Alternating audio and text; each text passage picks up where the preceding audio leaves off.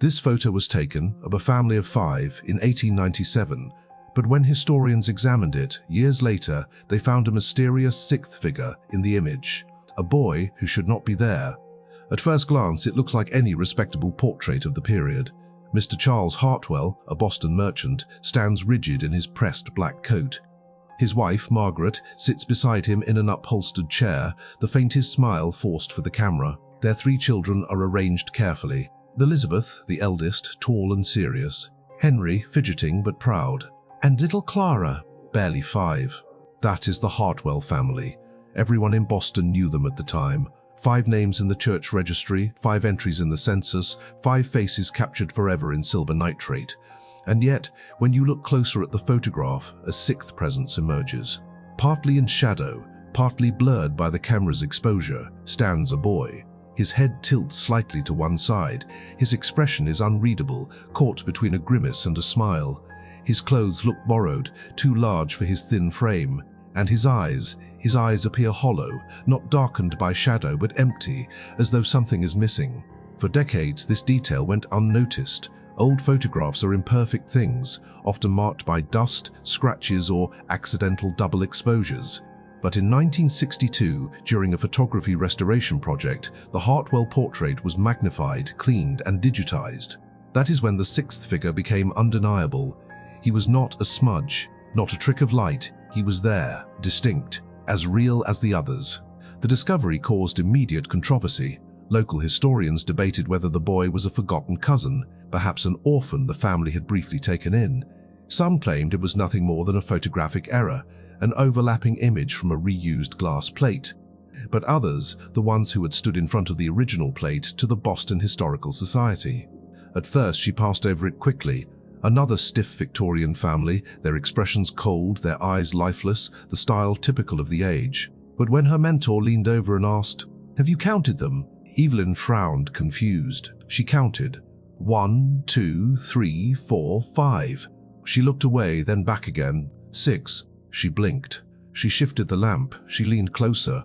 And the more she stared at the blurred boy, the stronger her unease grew. It wasn't just his presence. It was the way he seemed aware of the camera, aware of the viewer, more so than the others who had posed intentionally. His gaze felt direct, intimate, watching her as much as she watched him.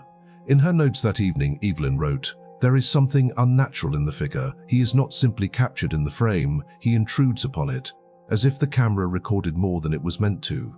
She could have stopped there, could have dismissed it as a curiosity, a mistake in the chemistry of old photography. But Evelyn was a historian of images, and images were not just records, they were witnesses. Every photograph, she believed, carried with it the trace of the moment it captured. Not just the faces, but the air, the mood, the intention. And the Hartwell portrait did not feel like a mistake, it felt like a message. She began to dig. Who were the Hartwells really? Why had no one in their extensive public records mentioned an additional child? Why, when the photograph was displayed in the Society's annual exhibit, had some visitors claimed to feel watched by it, so unsettled that one patron reportedly turned the frame to face the wall? The more Evelyn investigated, the stranger the story became. Neighbors at the time described the family as respectable but withdrawn. Letters hinted at a lingering sadness in the Hartwell home, though no death was recorded. And one diary, belonging to a family friend, contained a cryptic line written in 1898. "They keep the boy still, though he does not belong. Margaret insists he stays for the photograph, though I know not why." The mystery deepened when Evelyn examined the back of the photograph itself. In faded pencil, someone had written, "5 made 6, 6 made silence." She traced the words with her fingertip, a chill spreading through her. Who had written them, and what did they mean? It was then Evelyn realized the Hartwell portrait was not just an archival oddity, it was a thread, dangling loose from history, waiting to be pulled. And as she held the photograph, under the harsh archive lights, the blurred boy's eyes seemed, for a fleeting moment, to glisten, alive, watching her. She closed the file, abruptly, shoving it back into its sleeve. But it was already too late. Evelyn knew herself well enough to understand she would not be able to leave this alone. The next week, Evelyn Marsh found herself returning again and again to the Hartwell portrait. She had dozens of files to process, letters, daguerreotypes, old maps, but somehow, the photograph kept calling her back. Every time she opened the cabinet drawer, she felt her eyes drift to the sleeve marked Hartwell Family, 1897. It was like gravity, pulling her hand no matter how she resisted. She had to know who the boy was. Her first stop was the census archives. Dry, yellowed pages logged every resident of Boston's neighborhoods. The Hartwells appeared exactly as expected. Charles, Margaret, Elizabeth, Henry, Clara. No mention of another child, no orphans, no boarders. Their household was firmly listed as 5. Evelyn double-checked church baptism records. Again, only 5. And yet, tucked between pages of the parish ledger, she noticed something strange, a faint smudge, as though an entry had been rubbed out. The name was unreadable now, but the year matched 1896, just before the photograph was taken. Someone had been there, then someone had been erased. Her pulse quickened, records could vanish, but erasures left ghosts. Digging deeper, Evelyn tracked down an obituary column from 1897. Charles Hartwell's name appeared once, donating funds to a children's hospital in Cambridge. Next to it, a brief note, in memory of Thomas. No surname, no details, just Thomas. The name clung to her like smoke. Could Thomas be the 6th figure, a forgotten child, perhaps illegitimate, shuffled into silence? Or was he someone the family had taken in?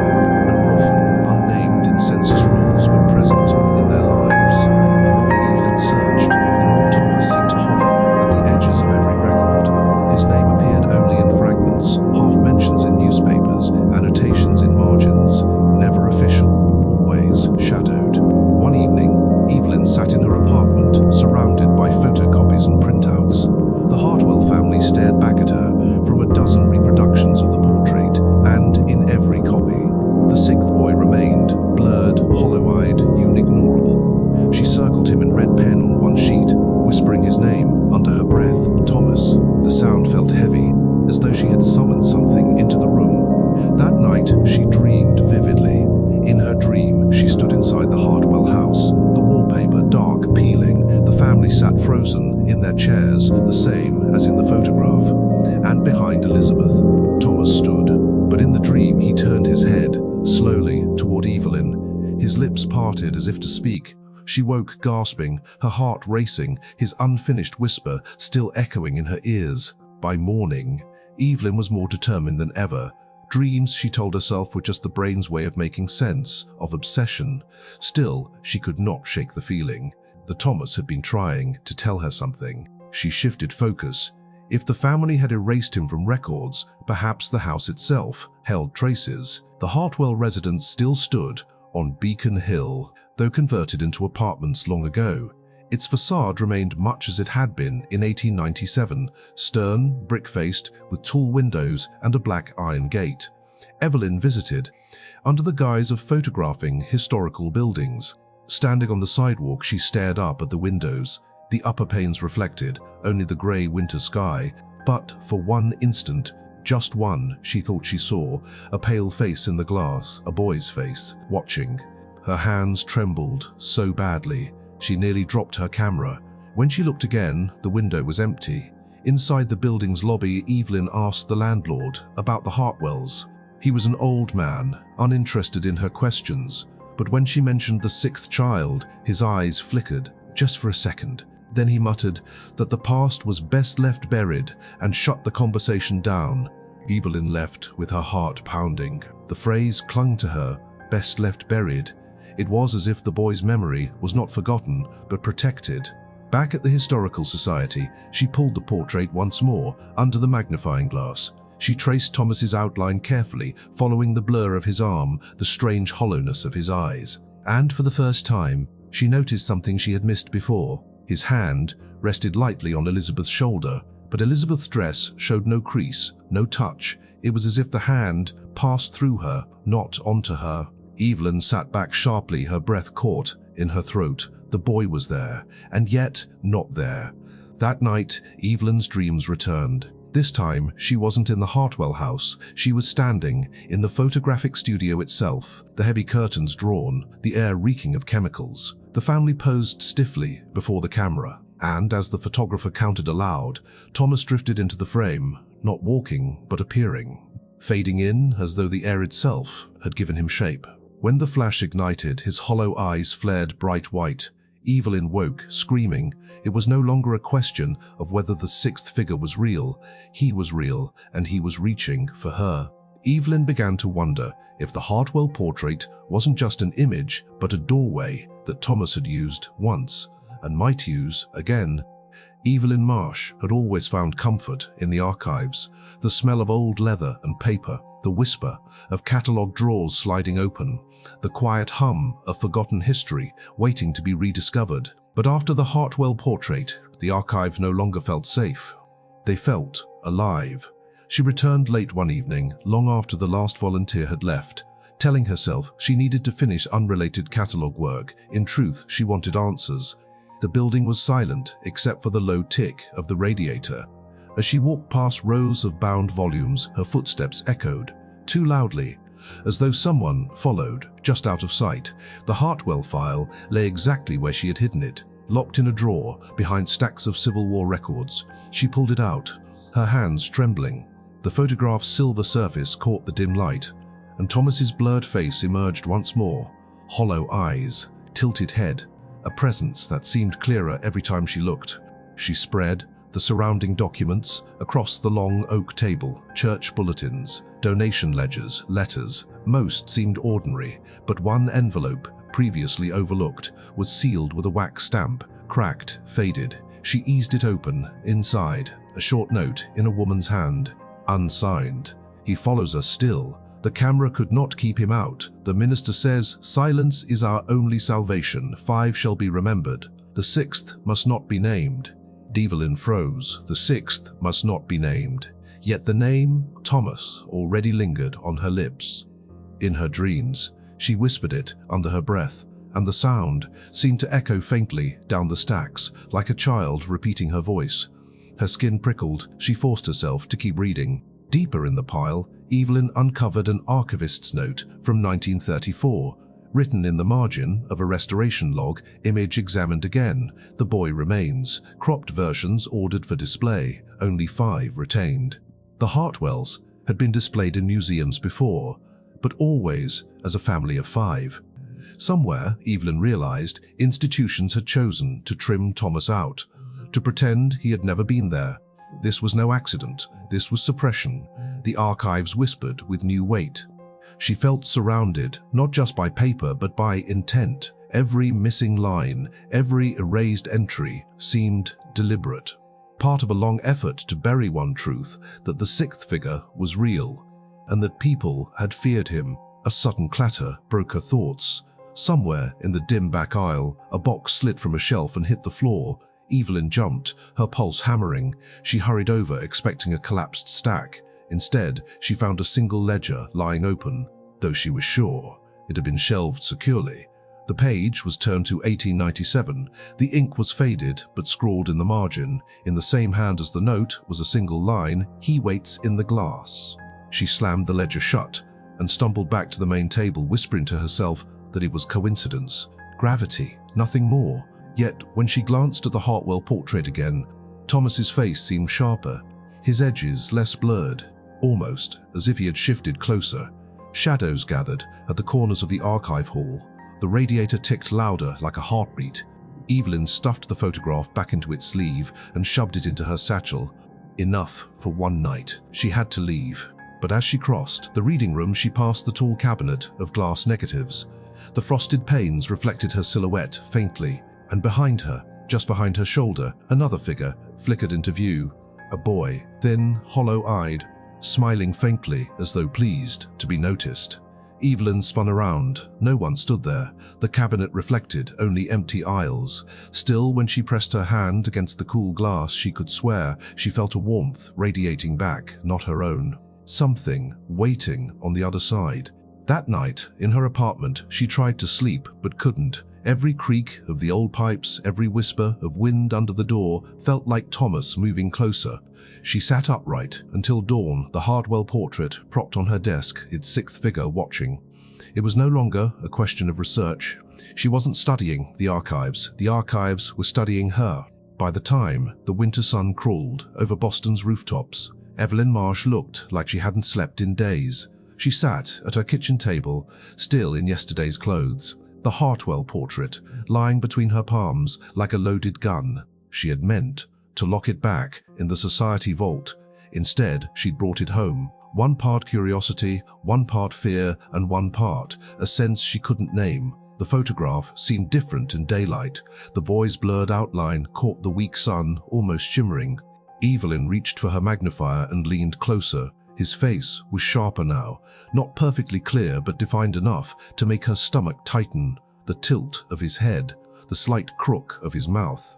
He wasn't smiling, he was listening. A knock at the door startled her. It was her mentor, Dr. Alan Richter, the one who had first drawn her attention to the portrait. His brow furrowed when he saw her. "You look awful," he said gently. "You've been at this all night?" Evelyn hesitated, then nodded. "Alan, this boy, he's in the records and not in the records. He's in the photo, but not in any frame we show the public. There are notes, letters, the sixth must not be named. Someone erased him, on purpose." Richter closed the door behind him. "Not someone," he said quietly. "Some owns. This portrait has a history of being controlled. Before you, 3 different archivists requested access to the full uncropped negative. Each of them was told it didn't exist. Each of them moved on." Evelyn's stomach turned. "You're saying the society knew? I'm saying there are things in our collection older than we understand. Sometimes we catalogue them, sometimes we're told not to." He pulled a folded paper from his coat pocket and set it on the table. It was a memo on society letterhead, dated 1935. "All reproductions of the Hartwell portrait shall omit the anomalous figure. Public inquiries to be deflected. Internal study ongoing." Evelyn stared at the memo. Anomalous figure. Not boy, not name, not Thomas. Richter's voice dropped. "The story you're chasing. It's not just a mystery about a missing child. There's a reason the family posed for that photograph. A reason the sixth figure is in it at all." "What reason?" he hesitated. "Do you know the name Edwin Brackett?" She shook her head. "He was the photographer. Not just a studio man, but a dabbling spiritualist. He believed photographs could capture more than light. He offered spirit sittings to wealthy clients, portraits with their dead relatives, that sort of thing. Most of it was cheap trickery. But Brackett, he had a reputation for something else. His negatives sometimes contained people no one had seen enter the room." Evelyn's pulse quickened. "You're saying the Hartwells wanted him to summon someone?" "I'm saying," Richter said carefully, "that a year before that portrait, the Hartwells lost a child they never declared. A boy named Thomas, age 10, died of an unnamed fever. No obituary, no grave. Only this." He tapped the photograph. Evelyn felt the floor tilt under her. "But if he died, that's the question." Richter's eyes were grim. What did Brackett really do? And what did the Hartwells think they were preserving? Evelyn sat back, clutching her mug. The portrait on the table seemed heavier now, as though it contained more than paper.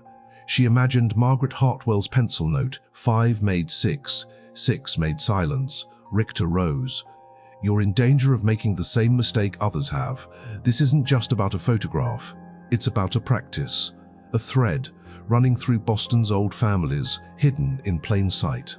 When he left, Evelyn stared at the door for a long time. Outside, snow drifted silently past the window. She turned back to the portrait. Thomas's face seemed clearer still, his hollow eyes fixed on hers. It wasn't just the mystery of a lost boy anymore. It was the implication behind it, that someone had tried to capture him in glass, to bind him, to preserve something of him forever. And if that practice had survived in secret, still whispered about, still cropped out of history, what else had been preserved? She slid the portrait back into its sleeve, her heart hammering. She needed answers. She needed to find Brackett's original negatives, the ones no one admitted existed. But as she reached for her bag, she froze. Her laptop screen, black a moment ago, now glowed faintly. In the reflection of the blank desktop, a shape hovered over her shoulder. Thin, hollow-eyed, she spun around. Empty room. The screen went dark again. Evelyn pressed her palms to the table, steadying herself. She was past the point of dismissal, past the point of thinking. This was just an archival anomaly. There was a sixth figure, and he wasn't finished. 2 days later, Evelyn Marsh walked into the restricted wing of the Boston Historical Society with a forged work order tucked under her arm. Her heart hammered against her ribs. She had never broken protocol before, but this wasn't curiosity anymore. It was survival.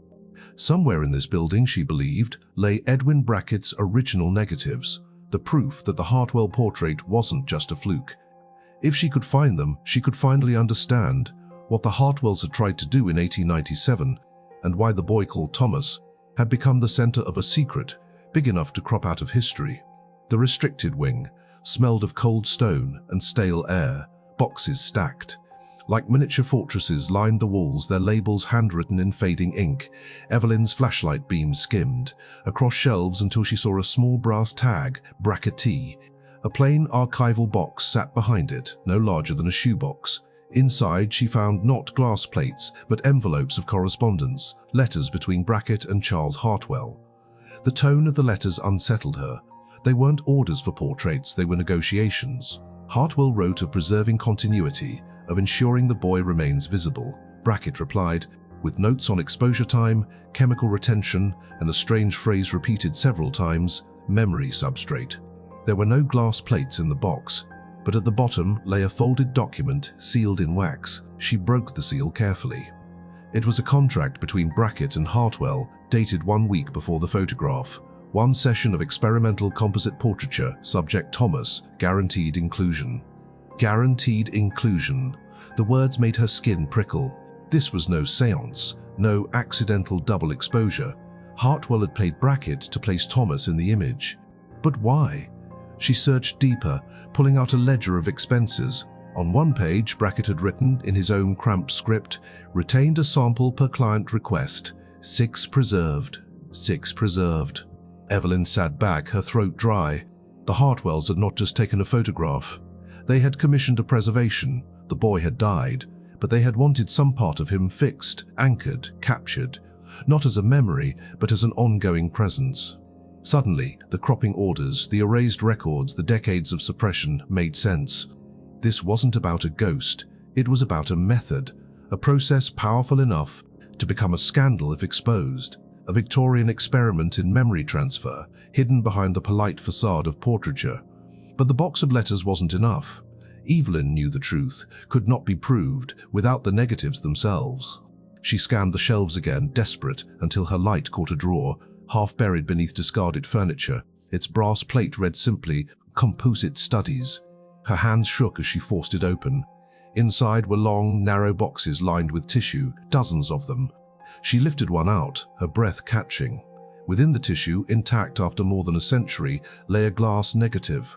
Its image shimmered faintly in her beam, the Hartwell family and Thomas, sharp and whole, clearer than he had ever appeared in any reproduction. His hollow eyes seemed fixed directly on her, as though waiting. Evelyn nearly dropped the plate. But curiosity drove her to reach for another box, then another, then another. Each one contained a family, each one contained a figure that didn't belong. A blurred woman standing between brothers, a thin child behind a grieving widow, a soldier with a hand resting on his shoulder that left no imprint. Again and again the pattern repeated. Every portrait, every family bore its own figure. Evelyn's knees weakened. This wasn't one anomaly. It wasn't one grieving family's desperate request. Brackett had done this for dozens of clients. Boston's oldest families had all preserved their dead in glass, cropped out later, forgotten or worse, remembered only in whispers. She stood in the dark archive, surrounded by fragile plates and a realization colder. Then the stone walls settled over her. Who knows which faces in history are real and which were never meant to be seen? The flashlight trembled in her hand. Somewhere in the dark, the faintest echo seemed to stir, like a whisper pressed between glass and air, waiting for her to listen. Evelyn shut the drawer carefully, clutching her satchel tight. The Hartwell portrait was no longer just a mystery. It was proof of something far larger, far older, and far more deliberate. And as she stepped back into the Boston night, the question followed her like a shadow she could never shake. If every portrait hides a figure, how many of history's smiles were never truly alive?